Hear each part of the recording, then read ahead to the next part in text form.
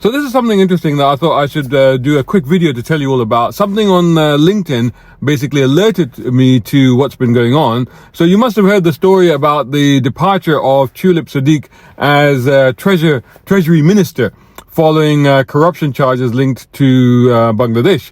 Now, the resulting shakeup has actually seen the arrival of a certain Torsten Bell at the Treasury. Now, this guy was previously associated with Ed Miliband's bid for premiership, and he is also actually one of the authors of the Ending Stagnation Report, a new economic strategy for Britain, the Economy 2030 inquiry. Now, in this report, there's lots of stuff. It's a big old thing. There's stuff about businesses, about housing, about society, about taxation. If you'd like, I'll put a link below. You can download it, read it at your leisure if you like. But what I've done is just focus, of course, only on the automotive aspects. And there is some stuff in here that as motorists, as car guys, as drivers, you need to know about, because it does relate to motorists. It does relate to cars. There is actually a mention of pay per mile in it. And it even puts a price on how much that pay per mile would be. And I'll tell you everything right after this. A brown car guy.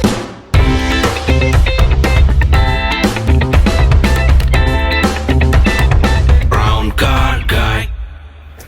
So first up, of course, let's talk about pay per mile and the pay per mile proposal that is actually in this document. It's right there. It's in print. It's black and white. And it even puts a price against what that would be. It's 6 pence per mile. Now, if you think about the fact that the average UK driver clocks up about 10,000 miles a year, you're looking at a £600 annual bill for driving. Now, the report says that basically this will bring 0.7% of GDP by 2039 to 2040 to the Treasury. That's billions of pounds. And of course, that's going to be a massive boost for government coffers, no doubt. But at what cost to drivers? Now, I should, however, say and clarify that in this report, the pay per mile proposal is actually for electric cars. Oh yeah, the report wants to hit EVs with this charge specifically. And of course, that's on top of, if that did happen, obviously that would be on top of the rising VED charges, vehicle excise duty charges, road tax, if you like, that is happening, of course, April this year, which of course I've covered in another video.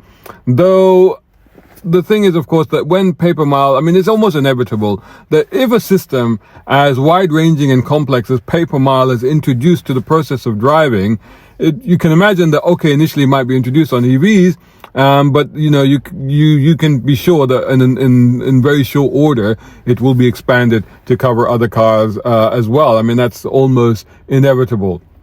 Now, you may not do 10,000 miles a year, so you may think, well, actually, that might work out all right. But, for a lot of people, I think that psychologically it will limit your thinking when it comes to how much you will allow yourself to drive. And also, don't forget, think about all of the people that do need to drive. They need to drive for their work, or they need to drive for their jobs, or they need to drive for charity purposes, or for caring and stuff like that. And of course, they will tend to do a lot more than the average 10,000 miles per year.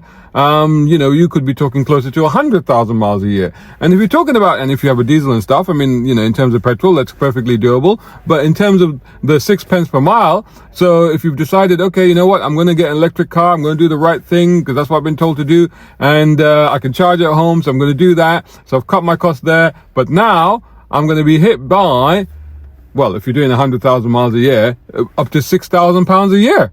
I mean, just think about it. It's just a multiple, 6 pence a mile, right? Just think about it. And that's, and that's for hitting people that potentially might be thinking, okay, well, this is what we've been told to do, so this is what we will do. I mean, to be honest, these things go full circle, don't they? And it just reminds me of back in the, the late 90s, early 2000s, when everybody was being told to switch to diesel because that was the right thing to do. And then, of course, now nobody likes diesels. Diesels are on the way out. So why is the focus on this tax in this document? Well, of course, the government is losing fuel duty revenue because they want everybody to shift to electric, and electric doesn't have the same level of VED on it that petrol cars do or diesel cars do. And of course that does change this year because they are introducing it, but you know, that's not a huge amount that they're putting on them. So they are basically trying to plug the gap by targeting EV drivers with this ppm pay per mile, although as I said, you know, inevitably it'll be opened up to everybody else as well. Of course, you know, the whole thing is kind of ironic because if you think about it, it's kind of completely counterproductive to what they're actually trying to do, which is to encourage people to switch to electric. So every time something like this comes out, the reality is that people go, whoa, actually, so hang on, you're telling me I should switch to electric because I could save money, I can charge at home, etc., and then you're like, no, but we're going to hit you with a pay per mile tax on it, then that's a problem. And then when you have the ZEV mandate that requires an increasing EV sales percentages year on year from car manufacturers and dealers, how is this supposed to work? I mean, instead of incentivizing the switch to EVs, it feels that they're actually penalizing the switch to EVs. It doesn't make any sense, right? How are we supposed to make this progress to the net zero that everybody in the government keeps telling us that we need, when every step forward actually ends up coming with a heavier price tag? Far from being an incentive, this is basically a disincentive, and if anything, I would see it slowing down the transition to EVs. Hope you're enjoying this video. If you are, make sure you hit that like button, comment, share, tell the world. Also, let's widen this picture. This isn't just about drivers, individual drivers, people in cars. You know, the ripple effects of something like this are huge because, you know, there's so many industries that are affected by driving in cars and transport. But let's just talk about the car industry itself. This is something that's worth £70 billion to the UK economy. It supports nearly 1 million jobs and it contributes about £20 billion to the Treasury in taxes. That's just what the Treasury earns from it. But, you know, with all of this going on, it is definitely facing mounting challenges. I've covered in previous videos. I mean, Nissan has already, you know, it's a manufacturer that's struggling. Nissan and Stellantis have gone to the government. Stellantis, of course, announced recently that it will be closing down Vauxhall van production here. These are major manufacturers that are already having problems here. The ZEV mandate, again, I've covered this in another video, but just to recap, last year was 22%, was the target. Manufacturing, the industry only managed 19.6%, which is better than people expected, but not quite the 22%. And of course, this year, 2025, that target goes up to 28%. Now, there is a consultancy that's happening, or consultation that is happening right now. And again, I will look into that a little bit more. And again, I'll put a link below for that as well. And that's happening right now, so that there are chances the government might roll back some of those percentages, but they're adamant that 2030 will be the cutoff point for the sales of new petrol and diesel cars. So the problem with all of this is that if customers don't want EVs and can't afford them because they tend to be more expensive, then the manufacturers and dealers will never hit those targets, and then they will incur fines, because every car that they sell that doesn't fall into that EV category, they get hit with a £15,000 fine on it.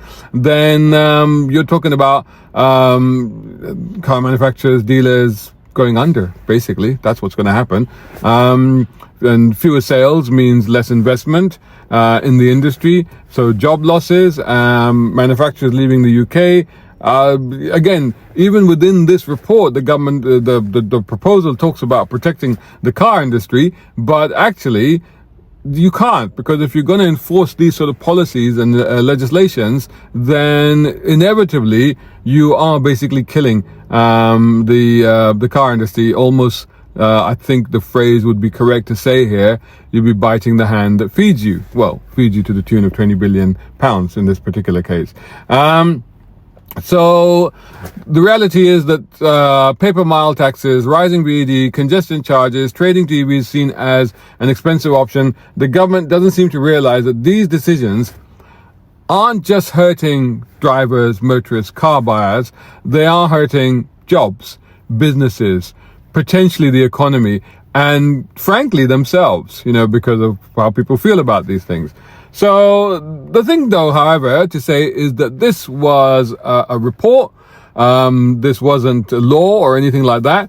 But obviously the reason I raise this is because one of the main authors of that report is now in the Treasury, which obviously tends to dictate these things. So it's not illogical to assume that some of that might be carried across, if in part or maybe even in whole. But the reality is that, of course, don't forget, we live in a democracy. And you know, these reports might be out there and the proposals might be out there, but ultimately it's up to us, the people, to tell the government what it is that we want. We need to tell them, we need to voice our opinions, and we need to have these discussions. And of course, maybe there are some compromises involved. Maybe there are things that, you know, need to be done in order to help society, community, environment, all the rest of it. And that's absolutely fine. But we need to do this in a measured, controlled, moderate way that is conducive to helping everybody and to taking everybody along on this journey, rather than just basically issuing what feels like punitive measures on the people who are already hit the hardest by everything that's going on in the world and the economy at large. We are the taxpayers, we are the voters, we are the contributors to this economy, and so we should let them know what we think. Anyway, meantime, you can let me know what you think as well. Put your comments below. I look forward to reading them. And as ever, don't forget to like, share, subscribe, and share this, because I don't think a lot of people know this, and I didn't know this. This was only because, you know, somebody put up a post on LinkedIn last night that I was like, oh, okay, let me look into this. So yeah, I think you should share this so that people are aware of what's going on. Anyway, I'll catch you all in the next video. Take care. See you then.